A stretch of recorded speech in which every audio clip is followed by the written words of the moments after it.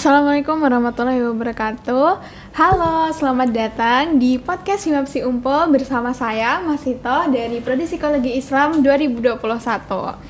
Nah, teman-teman, ini merupakan episode pertama dari podcast Himapsi Umpo nih. Keren banget ya Himapsi Umpo bisa bikin podcast akhirnya.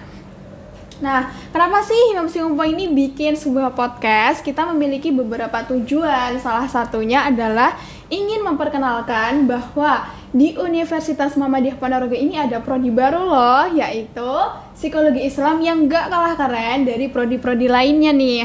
Kemudian kita juga ingin membahas isu-isu yang ada di luar sana melalui episode-episode yang ada di podcast ini. Nah, di episode pertama ini kita akan membahas tentang FOMO. Tapi sebelum memasuki ke pembahasan, di sini saya nggak sendirian, saya bersama narasumber yang keren abis gitu. Beliau adalah Bu Afid ya. Beliau adalah salah satu dosen di Prodi Psikologi Islam sini dan beliau juga seorang psikolog gitu. Mungkin agar kita bisa lebih mengenal beliau, bisa memperkenalkan diri ya Bu. Oke, terima kasih Mbak Masito. Ya. Sebelumnya, Assalamualaikum warahmatullahi wabarakatuh. Waalaikumsalam warahmatullahi wabarakatuh. Perkenalkan, saya Afitria Rizkiana, biasa dipanggil Afid.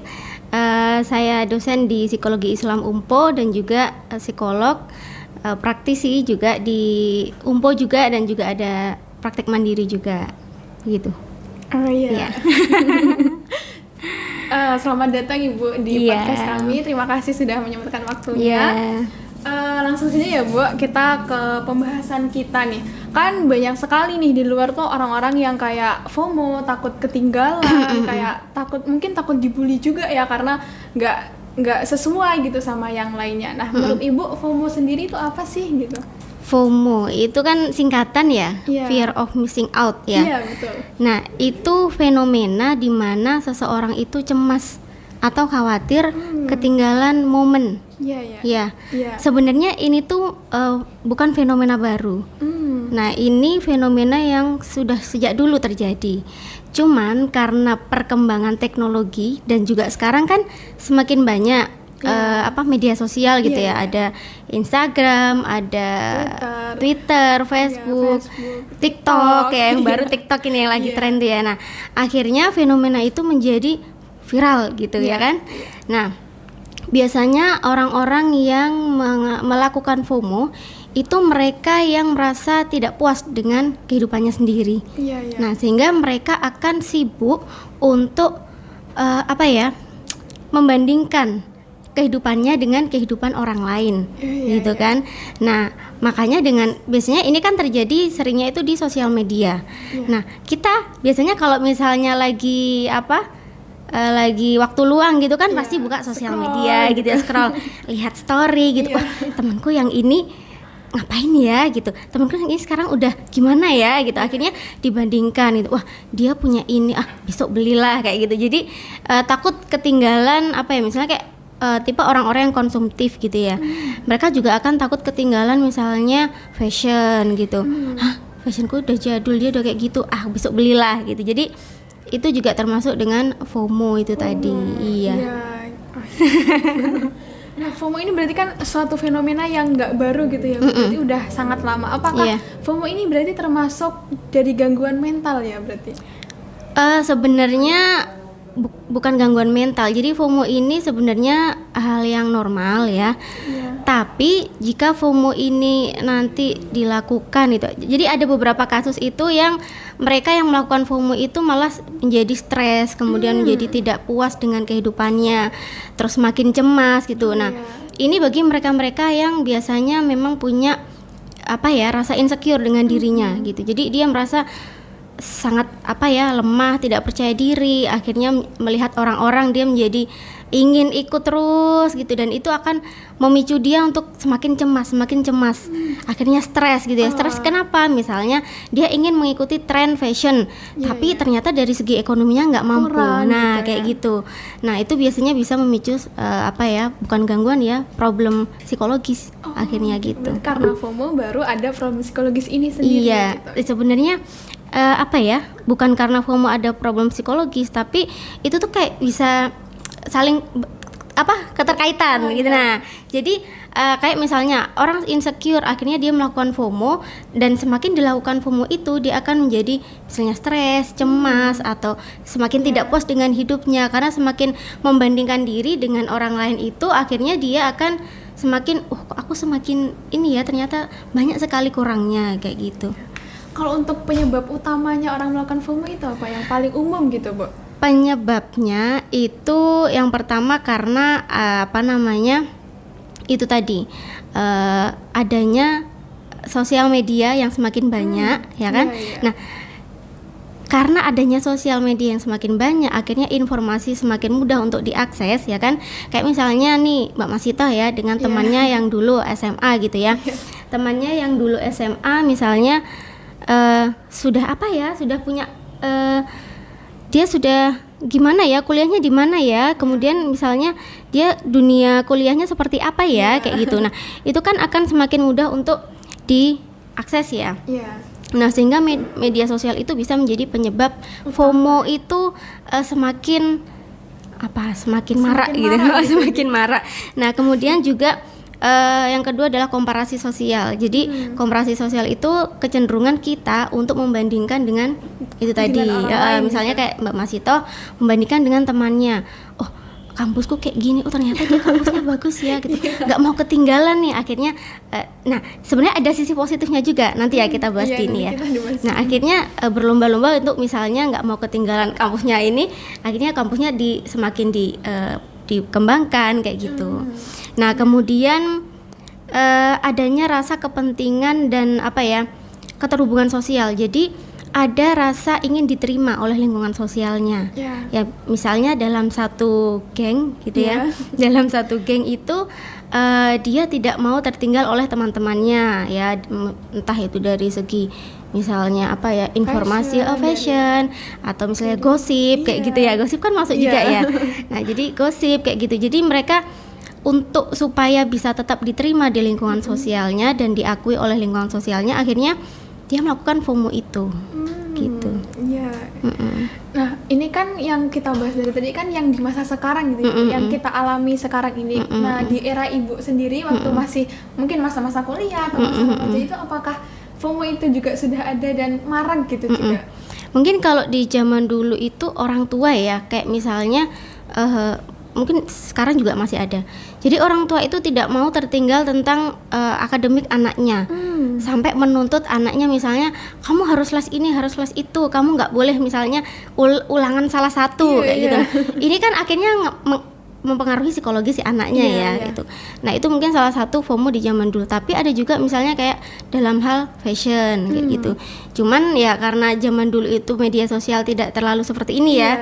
Akhirnya ya mungkin antar tetangga kayak gitu ya kan. Kalau sekarang kan media sosial. Kalau dulu bisa jadi mungkin hanya antar tetangga atau antar teman di sekolah seperti itu. Nah tadi kan kita sudah spill sedikit nih sisi dari positifnya FOMO ini. Nah, bisa jelaskan lagi, Bu, sisi positifnya itu apa ya?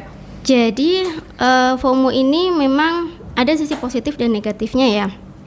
Nah, sisi positifnya itu salah satunya adalah motivasi itu tadi. Jadi karena penyebabnya adalah kita cenderung mengkomparasi ya, membandingkan kita dengan orang lain, akhirnya bagi mereka yang tujuan FOMO itu memang untuk mengembangkan diri. Nah, jadi mereka ketika melihat di sosial media itu oh temanku udah kayak gini, oh temanku misalnya lulus cum laude gitu ya. Nah, ini akan memotivasi dia kayak gitu. Nah, semakin semangat. Semakin semangat. Nah, itu bagi FOMO yang memang yang hal positif gitu ya.